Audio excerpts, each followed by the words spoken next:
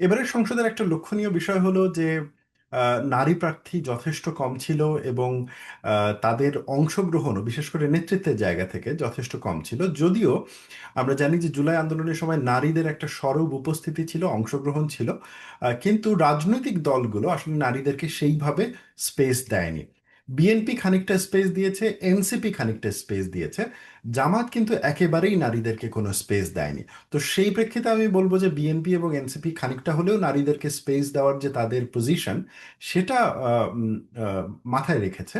কিন্তু জামাত এখানে সব থেকে বড় ভূমিকাটা রেখেছে যে তারা একজন নারীকেও নির্বাচনে অংশগ্রহণ করানোর জন্য দেয়নি। এমনকি তারা একজন হিন্দুকে নির্বাচনে অংশগ্রহণ করতে দিয়েছে তাদের ইমেজের জন্য, কিন্তু তারা একজন মুসলিম নারীকে মনে করেনি যে সে নির্বাচনে দাঁড়ানোর জন্য যোগ্য, যারা জামাতের সাথে রাজনীতি করেন।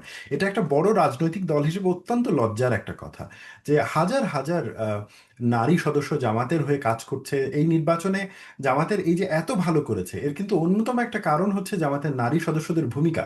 এত কিছুর পরেও জামাতের কেন্দ্রীয় নেতৃত্ব যখন মনে করে যে একজন নারীকেও নির্বাচনে মনোনয়ন দেওয়া যাবে না, কারণ নারীরা এখনো যোগ্য হয়ে তৈরি হয়নি তাদের ভেতরে, সেটা অত্যন্ত দুঃখজনক একটা ঘটনা।